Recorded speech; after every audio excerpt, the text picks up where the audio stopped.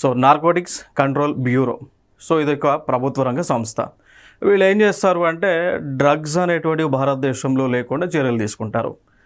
Clear కదా. So drugs యొక్క వ్యాప్తిని నిరోధించేటువంటి సంస్థ నార్కోటిక్స్ కంట్రోల్ బ్యూరో, ఎన్సిబి అని అంటాం. సో వీళ్ళు అలా ఒక డ్రగ్ భారతదేశంలో నుంచి వివిధ దేశాలలోకి పోతూ ఉంది. లైక్ ఎక్కడ మనకి నైజీరియా లాంటి ప్రాంతాల్లోకి రావటం, భారతదేశానికి రావటం, అక్కడ నుంచి మళ్ళీ వేరే దేశాలకు వెళ్ళటం.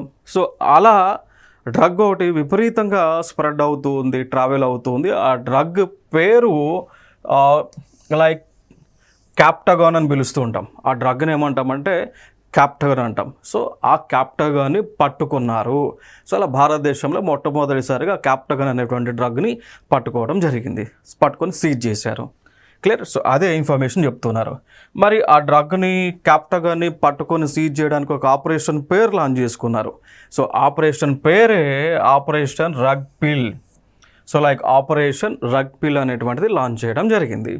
సో ఈ ఆపరేషన్ ద్వారా ఈ యొక్క డ్రగ్ క్యాప్టగాన్ అనేటువంటి ఒక డ్రగ్ని మత్తు పదార్థాన్ని పట్టుకోవడం జరిగింది. సో అది ఇక్కడ న్యూస్లో ఉన్నటువంటి ఇన్ఫర్మేషన్గా చెప్తాం.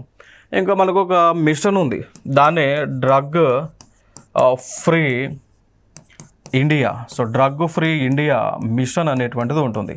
సో మిషన్ ప్రకారము ఈ యొక్క డ్రగ్ని భారతదేశంలో వివిధ హానికరమైనటువంటి మత్తు పదార్థాలను భారతదేశంలోకి రాకుండా నిరోధిస్తూ ఉన్నారు ప్రభుత్వము.